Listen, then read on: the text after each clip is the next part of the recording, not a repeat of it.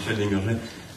Ce que montre les travaux de Michel Desmurget, mais de beaucoup d'autres qu'on a accueillis ici, qu'on a cités ici très souvent, comme Christian Pfeiffer sur les études PISA, comme Zimmermann et Christakis, comme d'autres, comme Marianne Wolf que je citais tout à l'heure. Je crois, c'est que l'enfance est en danger. Je pense qu'aujourd'hui, l'enfance est très, très gravement en danger.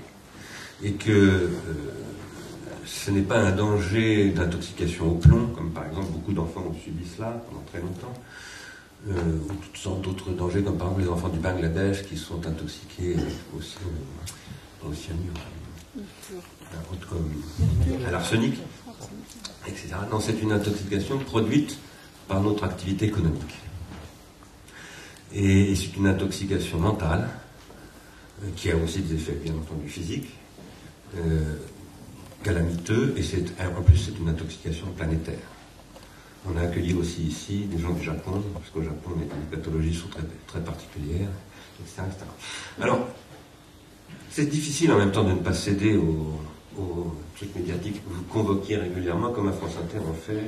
Vous avez, dites-moi monsieur, vous voyez, c'est difficile de ne pas tomber dans les mêmes travers. Et non mais je vous le dis parce que tout cela on baigne dedans et on ne se rend pas compte des effets que ça peut avoir sur nous-mêmes. C'est ça le problème, et que l'étude du cerveau donne un aspect des choses mais pas tout. Par ailleurs, je pense que il faut faire attention à ce dont vous parliez, les SMS, etc. Ce sont des services qui utilisent la technologie numérique, tout comme ce qu'on appelle la télé, qui est en fait le canal de télévision, TF1, France Télévisions, etc. Ce sont des entreprises qui utilisent les technologies numériques. Mais il faut être attentif à ces nuances, pour une raison précise, qui est que rappelle bien Marianne Wolf justement, qui est que la philosophie naissante a identifié les troubles de la société grecque à l'association de l'écriture. Mais ce que montre Marianne Wolf, c'est que l'association de l'écriture, c'est justement pas ce qui se produisait là, c'est ce que s'est fait ensuite avec l'écriture, contre ces effets que produisait l'écriture, mais en donnant une autre thérapeutique de l'écriture que ces gens-là appelaient la philosophie, avec leurs limites, bien entendu. Voilà. Je vais passer la parole maintenant à Patrick Cotin, qui va donc... bon, voilà, je vous laisse... mais si vous pouvez en tout cas nous présenter un petit peu la démarche de Big Bang, oui. Ça intéressera beaucoup le public de l'économie. Bon, je savais en venant ici et avec Marcel Gauchet et Michel Desmurget que de l'intelligence et la drôlerie, on allait être peut-être, si vous avez besoin d'aller fumer 5 minutes, peut-être c'est le moment, si vous voulez, parce que là on va être vraiment dans le concret du tous les jours, du quotidien du travailleur social. Donc voilà, c'est une autre position, effectivement, et en même temps, il y a beaucoup d'écho à ce qui a été dit là, dans ce que l'on peut rencontrer, nous, avec les jeunes qu'on reçoit. Alors, il y a plusieurs choses. Le Big Bang, au fond, donc, dont je vais parler, c'est une émergence d'un collectif, et je trouve qu'il est le symptôme de ce que un certain nombre d'années de politique publique un peu délétère par rapport à ce que nous sommes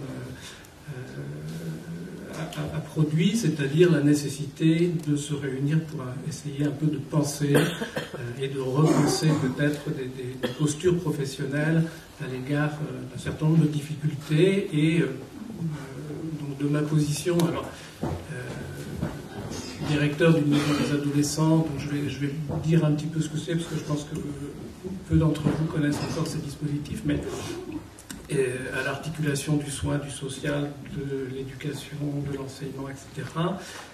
J'ai pu contribuer donc à ce travail, mais aussi à d'autres travaux qui sont la même expression, c'est-à-dire des manifestes pour la santé des jeunes, des contributions à des politiques publiques en faveur des jeunes et de leur santé. Donc voilà, plusieurs collectifs qui, je crois, et alors...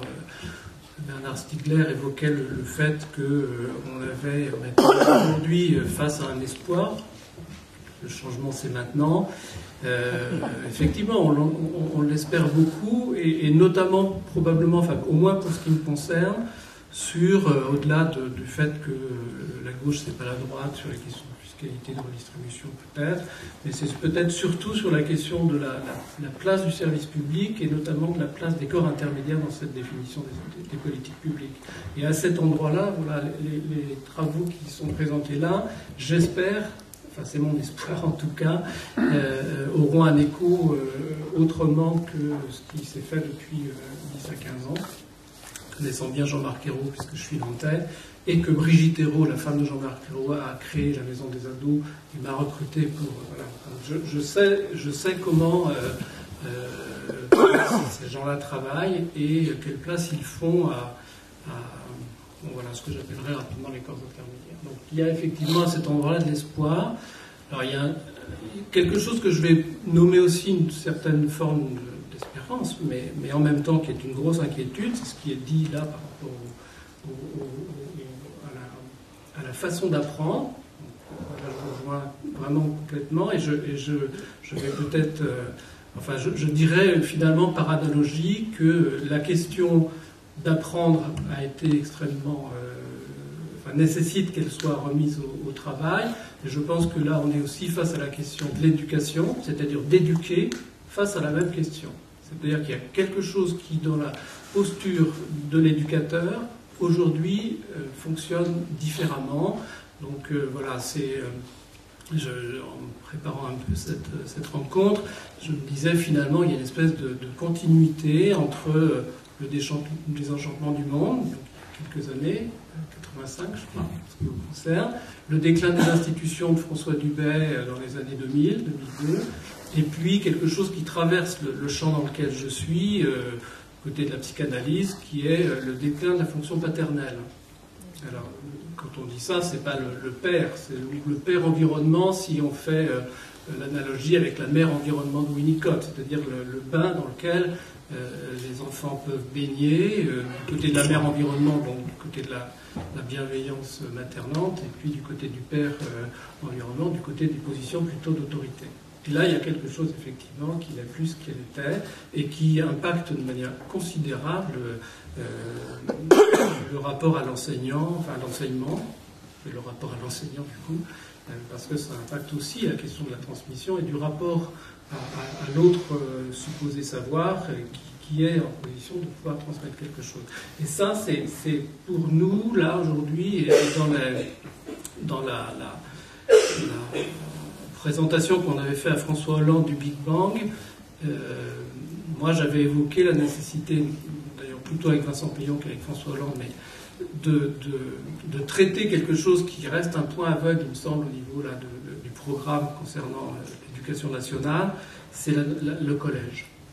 Il y a beaucoup de choses dites sur la petite enfance et l'école maternelle, sur le lycée et l'insertion professionnelle, la formation professionnelle, etc. Mais il y a une espèce de point aveugle, c'est-à-dire, quand je dis point aveugle, c'est-à-dire que je pense qu'à la fois ils ne veulent pas voir et sans doute qu'ils n'ont pas envie d'y toucher parce que c'est trop compliqué, mais le collège, aujourd'hui, est dans un état, alors je crois qu'il y a des enseignants ici, effectivement, pourraient le dire sans doute mieux que moi, mais le collège a vraiment besoin, là, de réorganiser quelque chose autour de la rencontre avec les jeunes et cette question que, au fond, et peut-être que le deuxième espoir est celui-là, c'est que la transmission, l'apprentissage, etc., en passe nécessairement par la rencontre avec un autre. Que c'est ça que viennent dire, je pense, toutes les études que vous présentez, qui sont que, voilà, les écrans n'apprendront jamais, qui que ce soit, quelque chose de l'ordre du langage et de l'ordre du savoir. Et que ça, c'est la rencontre avec un autre qui permet ça. Mais on en est loin aujourd'hui, et je pense effectivement que les positions d'enseignants, aujourd'hui, ne prennent pas en compte cette dimension-là suffisamment. Et notamment, au moment où, c'est pour ça que je parle du collège, c'est que le collège, c'est l'adolescence, c'est le rapport à l'autre dans toutes ses difficultés, en psychiques et émotionnelles et physiologiques. Et c'est une difficulté dans cette question pour l'adolescent de rencontrer un autre qui a une position qui est décalée de la rencontre. C'est-à-dire où le savoir, c'est-à-dire la question de la transmission du savoir n'est pas intégrée à la dimension de la rencontre. et que le collège n'est pas organisé pour ça. Donc je peux peut-être parler en 2 mots des maisons des adolescents, parce que peut-être, et c'est je pense pour ça que Bernard Stiegler m'a invité aujourd'hui, peut-être que les maisons des ados telles qu'elles ont été pensées et organisées sont là une espèce d'expérimentation de la sortie possible d'une organisation à la française en tuyau d'orgue, en segmentation, et en une volonté de passer, alors du coup, de ce que pourrait être une position d'éducation d'éducateur à un paradigme aujourd'hui qui traverse tout notre secteur, c'est la question de l'accompagnement. Et c'est sans doute pas par hasard qu'on passe de l'un à l'autre. C'est pas la même posture. La position d'éducation qui est plutôt verticale, on tenterait de passer à une position d'accompagnement qui est plutôt horizontale. C'est un enjeu très fort, à cet endroit-là, je crois, dans la rencontre avec les jeunes. Donc les maisons des ados, c'est un dispositif qui est créé il y a maintenant 5 ans par un cahier des charges au niveau national, suite à un rapport, et peut-être que ça c'est aussi important de le préciser, un rapport de Claire Brisset, qui à l'époque était défenseur des enfants, et qui s'est intéressée à la question de l'adolescence et des soucis que peuvent rencontrer un certain nombre d'adolescents. Et elle disait quelque chose qui est sans doute important de prendre en compte, parce que de certaine façon c'est quand même un peu rassurant. 85% des adolescents vont plutôt bien, mais 15% d'entre eux ont un peu de mal au fond, peut-être dans ce qui était préexistant, à consentir, à en passer par là où on attend qu'ils passent en termes d'éducation, d'apprentissage et autres. Et elle disait, il existe énormément de dispositifs à leur disposition, mais ils sont mal identifiés, difficiles d'accès, et aussi segmentés. C'est-à-dire qu'on ne prend pas en compte l'adolescent dans sa globalité. Alors il y a des dispositifs somatiques, psychiques, d'insertion professionnelle, mission locale, etc. Vous voyez à quoi ça fait référence. Mais un certain nombre de jeunes parents n'arrivent pas à accéder à des parcours d'accompagnement aux soins parce qu'il n'y a pas un endroit qui permette comme ça de prendre en compte les soucis un peu nouveaux qu'ils rencontrent. D'où cette proposition de créer une maison des adolescents par département. Donc à la date d'aujourd'hui, je suis aussi secrétaire général de l'Association nationale des maisons des adolescents. En gros, aujourd'hui, il y a une centaine de maisons des adolescents. Tous les départements ne sont pas couverts, mais pratiquement quand même. Et puis, il y a des maisons des ados comme au Loire-Atlantique où on en a 2. Enfin, moi, j'en dirige 2. Donc l'idée étant de faire en sorte que ces dispositifs, enfin, ce ne sont pas des dispositifs. Je vois. Si on dit rapidement que les dispositifs réfèrent à des dispositifs, je ne sais pas s'il y a des ingénieurs dans la salle, mais donc des dispositifs avec des logiques d'ingénieurs, c'est-à-dire un problème, une solution et des procédures, etc. Donc on n'est pas du tout dans ce cadre-là. Alors je ne résume pas le métier d'ingénieur à ça, mais bon. Donc on n'est pas, nous, dans ce cadre-là, on est plutôt dans des constructions de réseaux et des réseaux de coopération.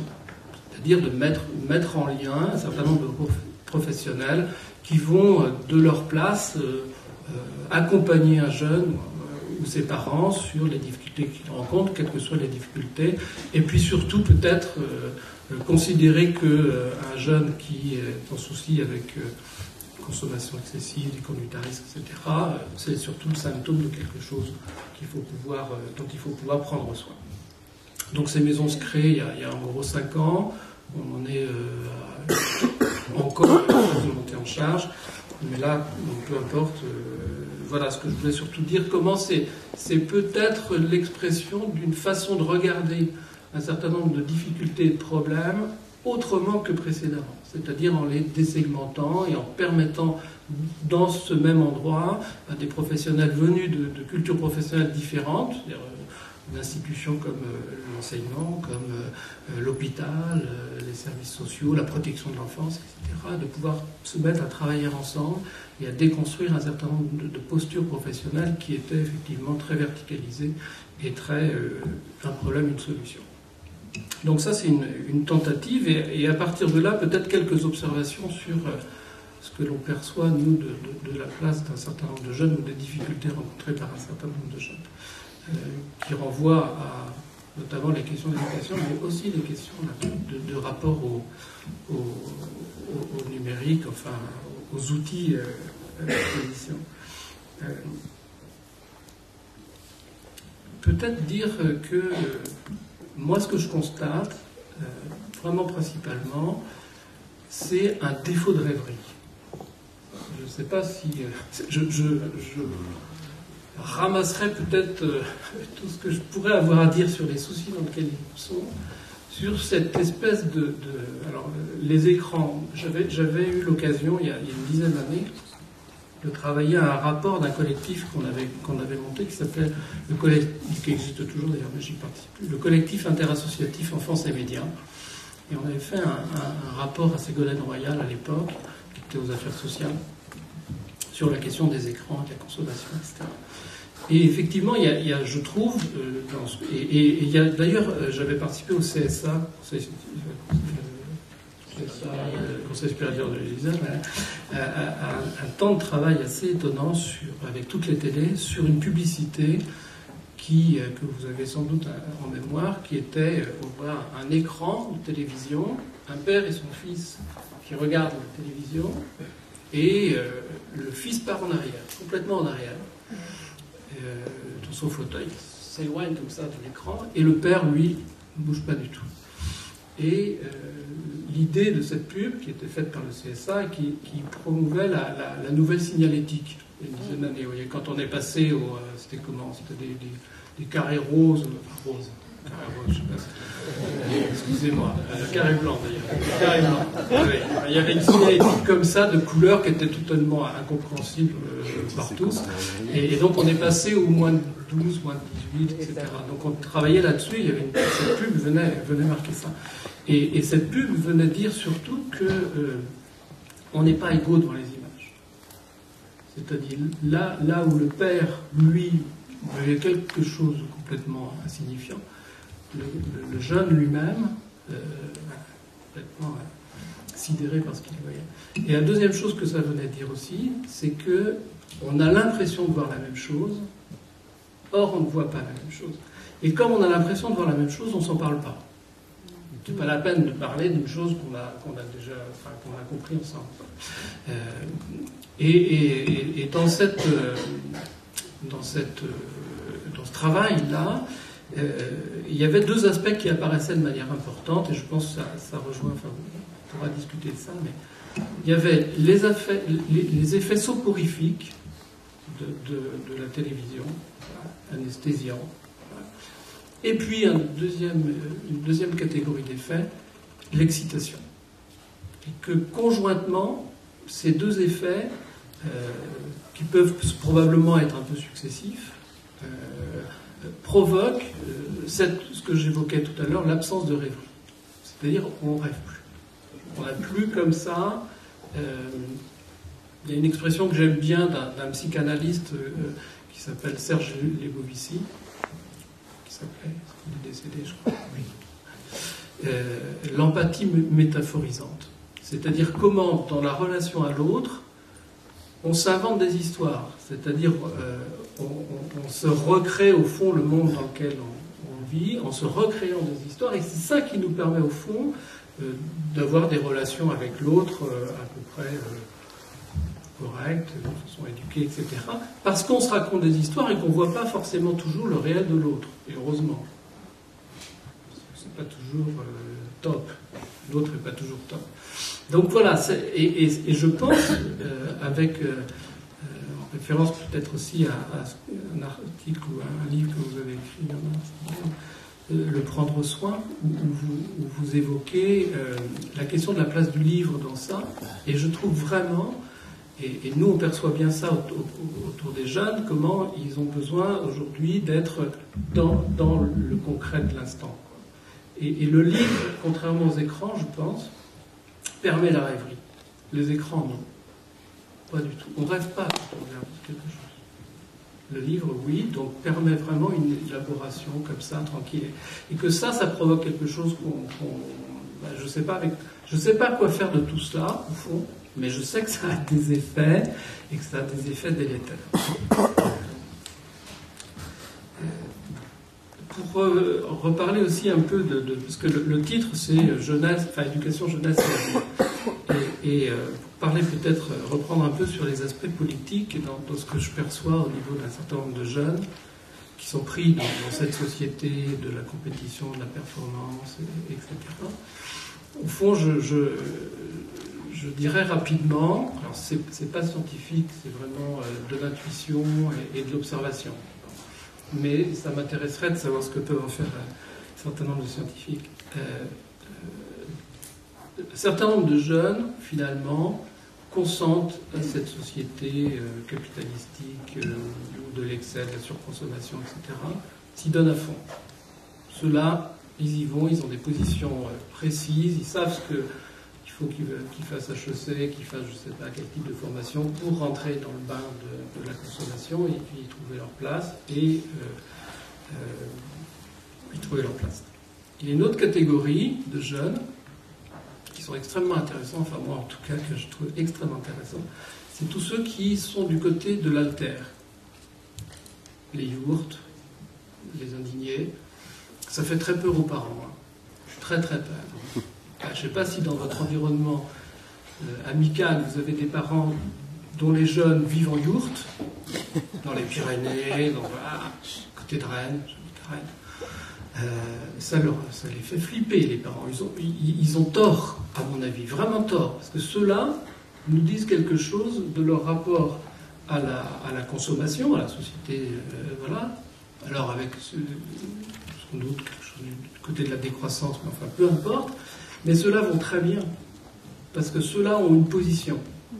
C'est-à-dire qu'ils ont fait un choix, au fond, Alors, ceux dont je parlais précédemment, on pourrait dire qu'ils ont fait un choix pour, c'est-à-dire qu'ils y vont, il y a une société qui est là, qui leur offre un certain nombre de choses, ils y vont.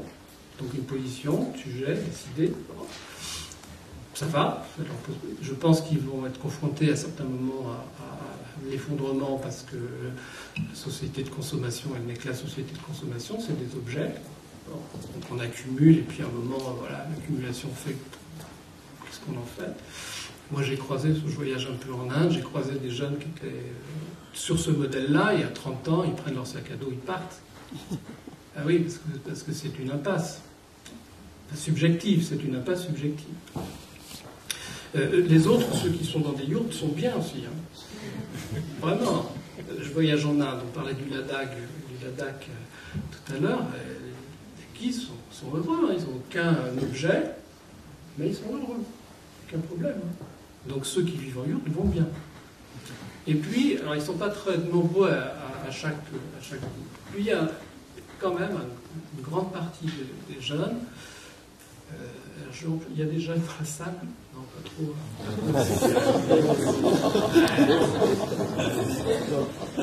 Je ne sais pas si je le dis comme ça, mais tant pis, vous ne m'en voudrez pas. Il y a le ventre mou. Donc c'est là, le ventre mou, pas terrible. Je n'ai pas trouvé d'autre expression pour l'instant, tant pis. De tous ceux qui sont un peu entre deux et qui ne font pas de choix, et qui ne savent pas. Ceux-là, c'est pas simple. C'est pas simple, et à l'intérieur de ceux-là, il y en a beaucoup qui décrochent. Le décrochage scolaire, par exemple, c'est vraiment le symptôme de tous ceux qui ne savent pas. Qui ne savent pas comment se situer par rapport à cette injonction à la performance, à la compétition et tout ça, et qui se mettent dans des conduites de retrait. Ce n'est pas de la psychopathologie, enfin, il ne réfère pas à une catégorie, une géographie, la psychopathologie claire, c'est pas bien, mais ils sont dans des conduites de retrait qui vont parfois très très très loin. Hein. On a vu à la maison des ados, des jeunes, enfin, l'ensemble des maisons des ados voient des jeunes qui parfois ne sont pas sortis de chez eux depuis 3 ans.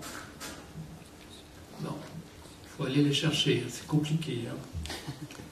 Ils ne sont pas fous, hein. Ils sont pas fous, hein. Les psychiatres qui s'en occupent ne savent pas comment les qualifier. Alors, s'il y a des psychanalystes lacaniens dans la salle, pourront préciser, mais les lacaniens ont inventé la psychose ordinaire. Bon. Voilà. C'est parce qu'il n'y a pas de symptômes, vous voyez, des réalisations, de hallucinations, choses comme ça. Donc mais c'est un rapport à l'autre, du coup, qui est vraiment très particulier et qui provoque surtout des conduites de retrait. Alors, ils sont beaucoup sur les nouvelles technologies, enfin, les nouvelles technologies. On les appelle plus nouvelles. Voilà, ils sont là, hein, c'est bien obligé.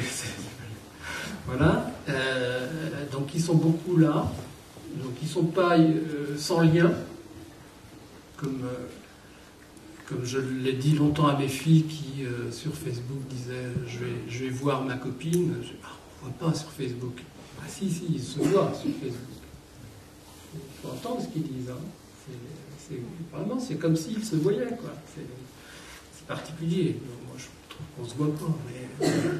Donc tout ça fait qu'ils ne sont pas complètement Ils sont en retrait, mais ils ne sont pas isolés. D'ailleurs, c'est ce qu'ils nous disent. Hein. Laissez-nous tranquilles, on vit bien comme ça, il n'y a pas de problème. Bon. Ils finissent par se passer des petits mots sous la porte avec leurs parents, parce que les parents, eux, sont complètement... C'est compliqué pour les parents. Hein. Donc voilà, ça c'est des nouveaux symptômes, des choses qu'on va voir apparaître. Donc dans ce que j'appelle le ventre mou, là, je suis embarrassé avec cette expression, on ne trouve pas d'autre. Et avec des bascules de décrochage au raccrochage un peu, mais quand même beaucoup de déliaisons dans le social là, qui posent souci, qui posent vraiment souci. Donc voilà peut-être pour ce qui concerne les maisons des ados. Si ça vous intéresse, il y a un site de l'association nationale, si vous voulez un peu plus d'infos là-dessus. Mais en tout cas, ce qui est tenté à ces endroits-là, vraiment, et je pense que ça c'est essentiel, c'est justement ce que j'évoquais à l'instant sur le fait que le paradigme aujourd'hui c'est moins éduqué qu'accompagné. C'est tenter d'accompagner un certain nombre de jeunes. Alors, ça réfère d'ailleurs aussi à ce que vous disiez, Marcel Gauchet, sur le fait qu'aujourd'hui, la consommation de l'école, j'emploie vraiment le terme de consommation, réfère aussi à ça. C'est-à-dire, c'est du cas par cas, du coup. C'est moi, je prends ça, si tu veux me donner ça, j'en veux pas. Moi, je prends ça, c'est ça qui me convient. Et puis, alors c'est vraiment anecdotique, mais par rapport au fait qu'il y a une séparation là, entre la famille et l'école, il n'y a pas très longtemps, un lycée, je ne sais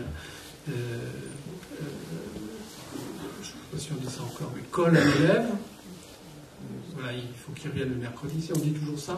Ouais, une colle donne une colle à un élève, parce que je ne sais plus pourquoi, je sais plus ce qu'il avait fait, peu importe. Un mercredi après-midi, et le CPE voit la mère arriver. Bon, oui, donc il pense comme ça qu'elle vient excuser son fils, ou je sais pas quoi. Pas du tout, elle vient faire la colle à la place de son fils. Pour une raison très simple. Si. Ah si, c'est du vécu. Ben, j'ai dit, hein, c'est du terre à terre, là, on est dans... Si, ça existe. Et pour une raison très claire qu'elle explique gentiment et tranquillement, c'est que la colle que vous lui avez donnée est injuste. Donc je viens la faire à sa place. Il n'a pas à la faire. Donc voilà, on est dans un rapport là. Alors peut-être sans doute qu'il ne faut pas généraliser, mais ceux-là nous apprennent quelque chose là un vrai changement dans le rapport à cette institution, qui d'ailleurs du coup devient de moins en moins une institution. Parce que dans son rapport individuel à ça, on n'attend plus qu'elle soit une institution, c'est-à-dire pareil pour tous, etc. Hein, on n'est plus dans la veine républicaine. Je conclue sur le Big Bang, en 2 mots. Donc, le Big Bang, mais aussi, hein, je vous redis, parce que étant plutôt du côté... Ça, c'est politique jeunesse au sens large. Étant plutôt quand même du côté de la santé, il y a 2 choses vraiment qui sont aussi importantes, enfin au moins une, c'est la Société française pour la santé de l'adolescent qui a réuni autour de lui tout un ensemble d'associations et qui a produit un texte qui s'appelle le Manifeste pour la santé des jeunes, qui est là aussi l'expression d'une volonté qu'on ait un vrai changement dans le regard porté sur les réponses apportées aux jeunes. Donc le Big Bang, C'est donc, à l'initiative de plusieurs associations, il y a un site qui s'appelle Big Bang Jeunesse. Donc si vous voulez le document, j'en ai pas, comme je suis venu avec un bagage, je ne voulais pas en amener trop, donc voilà. Mais vous pouvez le trouver. Et l'idée surtout, c'est de remettre la question de la jeunesse dans une problématique politique où elle trouve sa place, et notamment en termes de droits et de droits communs. C'est-à-dire qu'on sorte un peu de la question de la segmentation, un problème, un dispositif. On retrouve là une espèce d'unité dans le regard qu'on porte aux questions de jeunesse. Donc avec une proposition qui est déclinée en 5 axes, je vais juste lire les titres des axes, hein, pour ne pas prendre trop de temps. Donc le premier axe, c'est éduquer pour s'insérer durablement, avec une idée d'un droit à l'éducation-formation tout au long de la vie. C'est aussi prendre en compte le fait que l'école c'est bien, mais après tout, il y a une forme d'apprentissage et que ça peut durer longtemps. Le deuxième axe, c'est accompagner l'émancipation, et vous voyez bien là qu'il y a la notion d'accompagnement qui prime, hein, qui est vraiment est au cœur de la question de comment faire en sorte que la jeunesse d'aujourd'hui, ou les jeunesses d'ailleurs, parce que je pense que c'est important de se rappeler ce que disait Bourdieu, la jeunesse n'est qu'un mot, c'est toujours contextualisé, et puis que les jeunes de milieu urbain et les jeunes de milieu ruraux, c'est pas tout à fait la même question, même façon d'aborder les choses. Donc accompagner la question de l'émancipation, garantir des ressources pour cela, hein, clé pour une vie décente. Rappelez que 20% des jeunes aujourd'hui de 16 à 25 ans vivent en dessous du seuil de pauvreté, ce qui est quand même beaucoup dans un pays riche. Peser sur l'emploi pour que chacun trouve sa place. Il y a une étude très très intéressante que cette question de l'accès à l'autonomie, on va dire rapidement, qu'elle soit à la fois personnelle et professionnelle. Une étude de Cécile Van de Velde qui est parue il n'y a pas très très longtemps, qui compare la façon d'entrer dans la vie d'adulte pour les jeunes entre plusieurs pays européens, et ça vaut vraiment le détour, parce qu'en France c'est quand même particulièrement compliqué et que les jeunes n'y sont pas aidés du tout. Donc peser sur l'emploi aussi pour que ça permette aux jeunes de ne pas rester dans cette situation de précarité qui les caractérise. Et puis un dernier axe qui est aussi un axe important, et là aussi politiquement j'espère qu'on verra un certain nombre de changements, les jeunes acteurs du changement. C'est-à-dire quelle place faire aux jeunes aujourd'hui pour qu'ils contribuent et participent à la société de demain. Voilà, je n'en dirai pas plus, dans la discussion, si vous voulez, on précisera. Merci.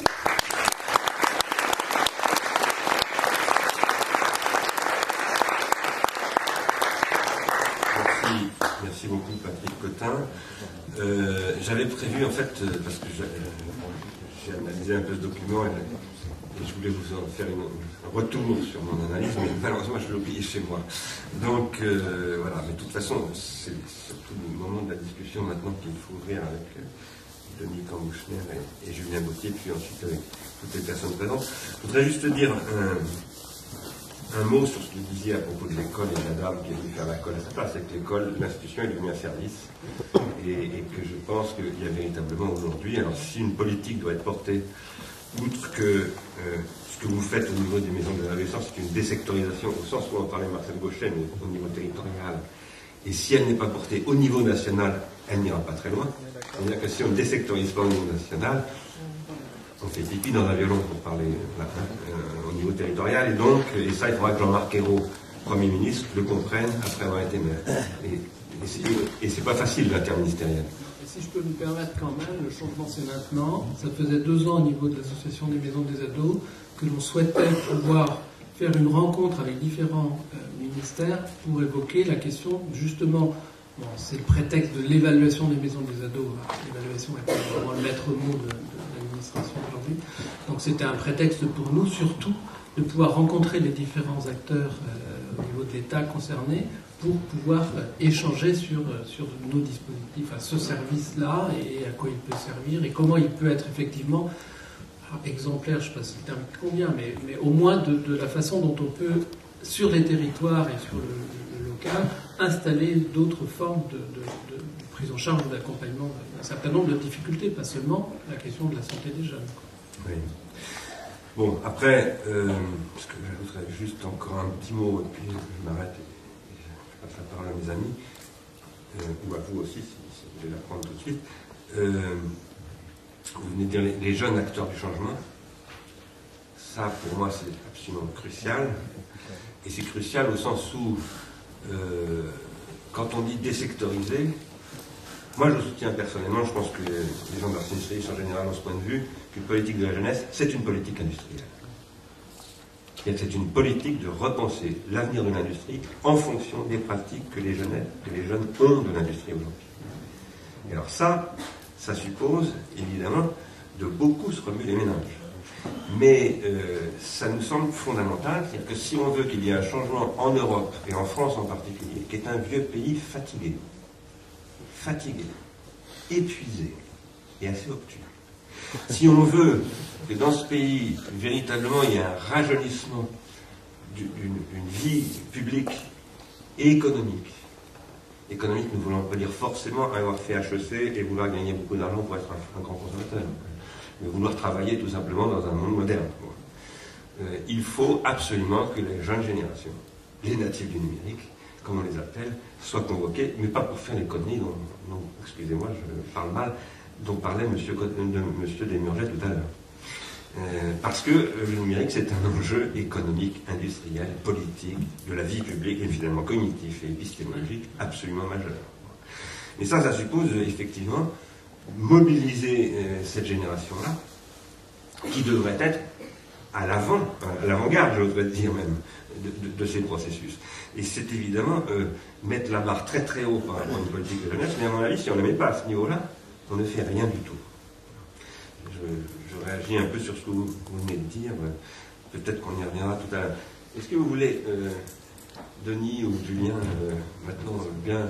Je vais te laisser la place, Denis. Oui, j'ai été tout à fait...